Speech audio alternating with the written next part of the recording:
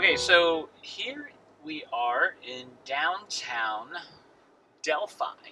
Um, FYI, for your information, as the kids say, Delphi is named after the famous Delphi on Mount Parnassus in Greece.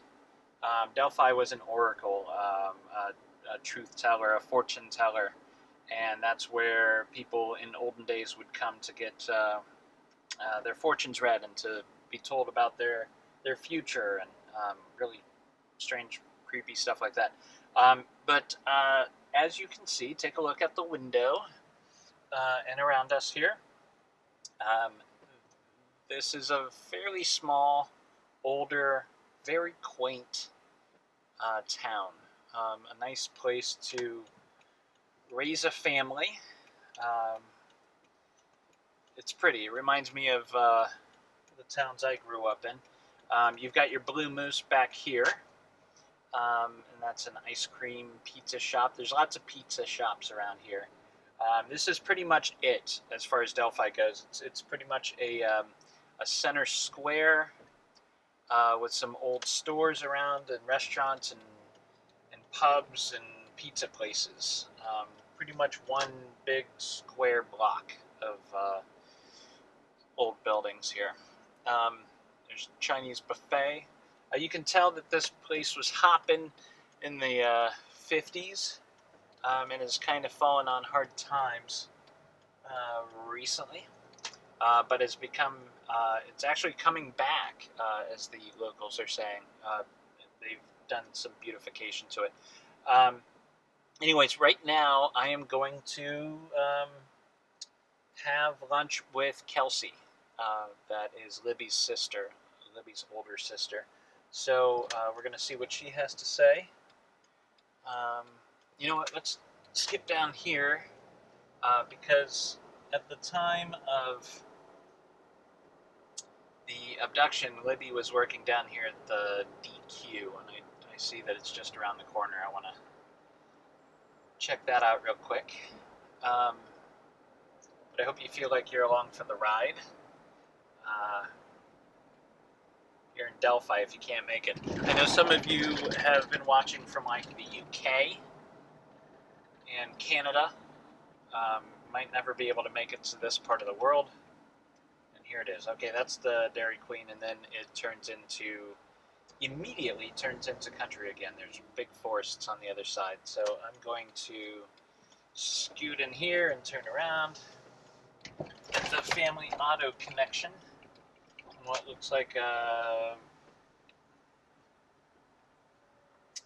torn down big red barn or something. Alright, let's head back to town. So that's basically it. This is the sort of place that you, it's not quite a destination, you know? It's a local place. This is where people live and grow up and don't leave, and generations of people, you know? Delphi is kind of in the center.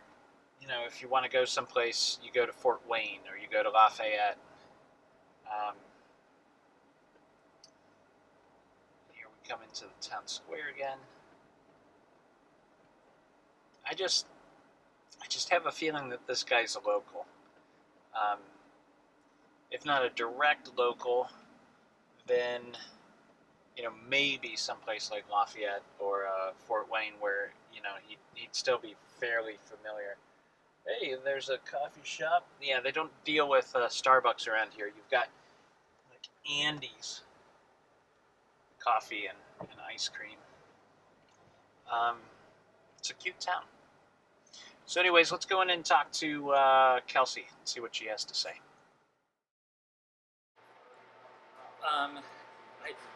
Can you just maybe start by telling me what it's like to be a kid? Not that you're a kid anymore, but being a kid in Delphi. What was it like growing up here? Before everything happened? It was, we could go outside and play and just have fun in town together with all of our friends. I think we did, like we used to live on Monroe Street, which is about a mile from where we're at now. Okay. And we could go from there to the McDonald's, which is right down the street, and walk there by ourselves, and it would be fine. Was she always with you? Yeah, I was with her all the time. Yeah. We were So when you went out friends, to play, she's always tagging along. What's the age difference there between you two? Is it 3 years? It was 2. 2? Yeah. Okay. So pretty much she's always been there, like you've in your life. Yeah. What was she like as a little sister? She was the best little sister anybody could ever have. She was the kind, caring. She gave advice. She would go beat up a boy if she had to, even if she was like tiny, like couldn't even compare to them. For you, like yeah, she's for anyone though, not just for me. But she was the sister that was more like a mom, even when she was the little sister. That's interesting. So like we played opposite roles. Like at CrimeCon, I met Michelle Cruz, who is the sister of Janelle, the one that was murdered by the Golden State Killer. Oh wow! And she and I were the same age when our sisters were killed. And she was the younger sister, and she said her sister was it was the opposite for them too. Oh wow! So like she was the mom. So I thought that was pretty cool. So Yeah. like we connected like that. But anyway, so I guess that's kind of the thing. Like little siblings are the moms. Did you tell each other everything? Was it a close relationship like that? Did you share secrets and stories about boys or whatever? Anything. Yeah. We were like each other's secret. Like we were human diaries to each other. So like if I had something I needed to tell her, we'd go sit in her floor and talk for hours about everything that we needed to talk about. And Really? we just kept it all to each other. Like we didn't go out and tell our friends each other's secrets or our grandparents or whatever. We just kept it to ourselves. What kind of music was she into? All of it. Yeah. She liked newer music. Like she wouldn't listen to like oldies like I do, but she would listen to more like. What do you consider rap oldies stuff. now, by the way? Well, I listen to like Bon Jovi and all of those, but like. I love that that's considered oldies. Yeah, to everyone, but I love it all. So. Yeah. But I grew up with Bon Jovi. Like we just went to a Def Leppard concert. Did you? A little last week, I think. Oh wow. That was the best. How was that? It was really good. Cool. But Lily would never go to that. No. That wasn't her thing. When I was driving in here, I noticed, especially in the in-between places, there's a lot of church radio, and then there's a lot of country. Mm-hmm. Were you guys into country? Was she into country, or? Some of it. Like I listened to it. She didn't. She didn't like it as much as the new rap stuff that you can't really tell what the words are. Oh, okay. So sometimes she'd listen to that, but like if she's in my car, she listens to country. So she likes country. All right. What was going on in her life January, February 2017? What was important to her at that time? What were you guys talking about? It was swim season, so this was going to be the year that we swam together. It would be our first time and last time on the same team ever. So we would talk about that a lot. That it was her last year in middle school, so she was swimming, and so we talked about all the middle school drama that came along with sports and a lot of she was really into sports, so she played a lot of sports. We talked about all of it, and so we talked about a lot about her freshman year that was coming up and the things that she wanted to do and the things she wanted to do together. And we talked about how she was in a big fight with one of her best friends, Abby, but one of her other ones. Yeah. And so we would talk about kind of like how she wanted to be their friend again and how she wanted to get back to where they were before the fight. There's a lot of drama at that age, right? Yeah, a lot. Was it ever anything specific, or? Not really. It was just like random stuff, like they'd fight over a boy or something. Right. But nothing like, it was all harmless stuff that like any middle schooler goes through, I think. Did she fit in well at school? She was one of the more popular girls. Really? She was into like all of the sports. She was friends with everybody. She was, there's like the cliques kind of thing. She was in all of them. So she was like a person that she had such a contagious personality that she was friends with everybody that would talk to her. Did she have a favorite teacher, favorite subject? Math and science. Yeah. Her favorite teachers this year were Mrs. Bramer and Mrs. Lang. They were her math and science teachers, and she made them gifts. So she for her science teacher, she did math in blocks and made them into the periodic table. Oh yeah. And then yeah, your grandmother was telling me about that. Yeah. That's smart. It's neat. She was so cool. And then she did one for a math teacher that said, "I'm a math teacher, of course I have problems." She was super creative, so she did stuff like that for everybody. She wanted to give to people, and her way of giving was art. That's great. Yeah, there's this. My wife was telling me there's this whole thing called love languages. Mm-hmm. Have you heard about this? Where there's 5 of them. Yeah, Mm-hmm. and gifting is one of them. Yeah. You know, what did she like though? What was her? Guess I never really. I'd say she liked giving more than she liked receiving, so it wouldn't be really the Gifting. The gifting. Time. Yeah, maybe time. She really liked spending time with people, so I guess that might be it. What did she like to do for fun? Everything. She played. Other than the trampoline, I heard about the Oh trampoline. yeah, that was a big thing for us too.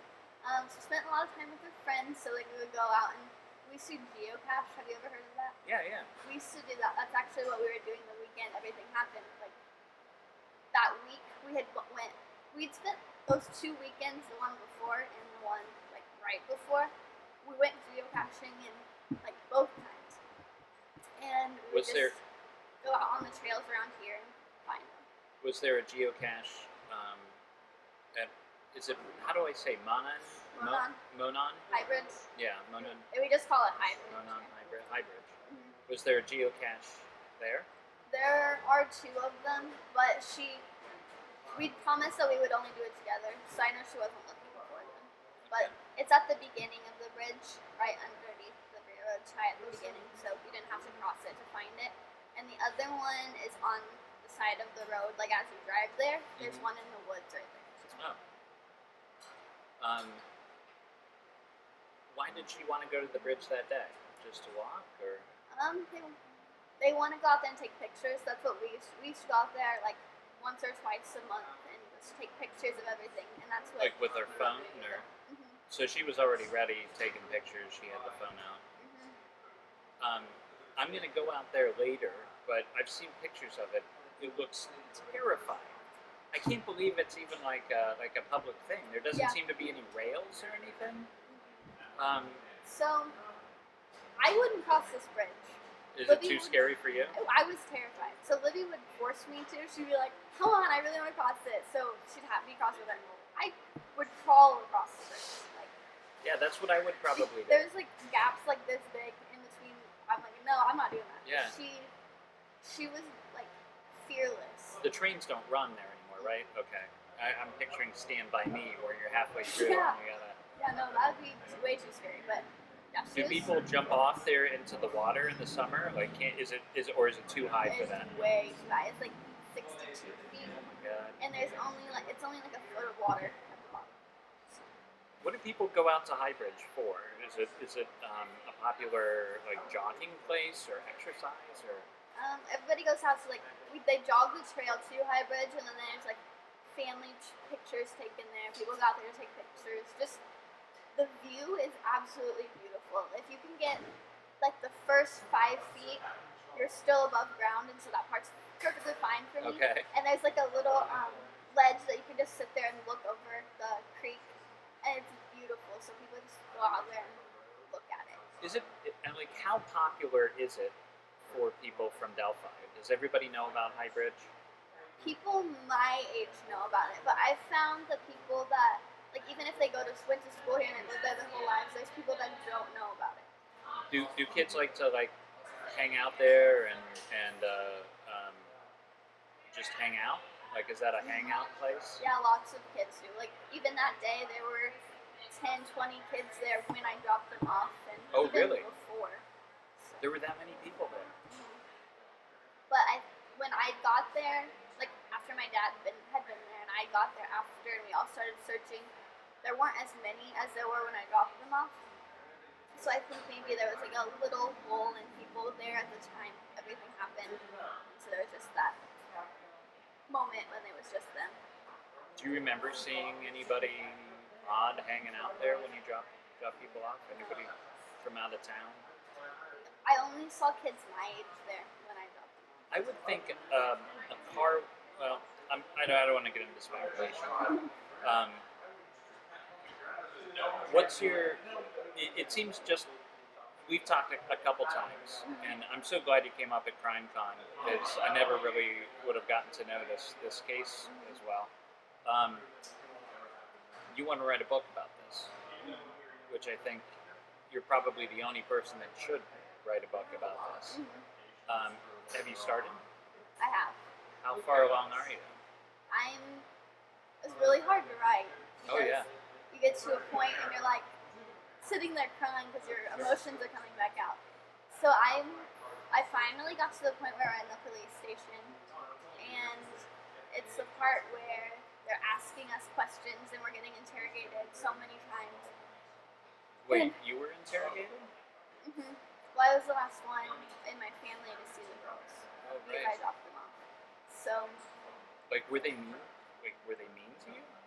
In the beginning, it was more of a, like, they thought they had run away, and so they thought that I knew where my sister was. So they just kept saying, like, they're doing that scare tactic that you learn about in criminology class. They say, like, somebody, like, you know where she is. You have to know where she is because you're the last one to see her. So they were doing that. They just did it a lot. Yeah. So I'm writing kind of about that and my feelings that happened in that moment. That must have been frightening. Talking to you, it seems like there's two parts of your life. There's before and after. How much do you think your personality has changed because of this? Are you a different person? Did you stay the same person? I'm a completely different person. How so? If you would have met me 2 years ago, I would have been the shy girl that wouldn't have talked to you. I would have been the one sitting in the back waiting to leave because I didn't want to be at a party. But now I'm the one that goes out and tries to be like the voice for everyone. So I guess. Is it still scary to do that? Or yeah, well, it doesn't matter anymore? It doesn't really matter now because when everything happened, I made a deal with myself. I said, Libby can't live the life that she was living, and now somebody else has to be that person. So I want to be the person that I saw Libby as. So, like, outgoing and fun and talking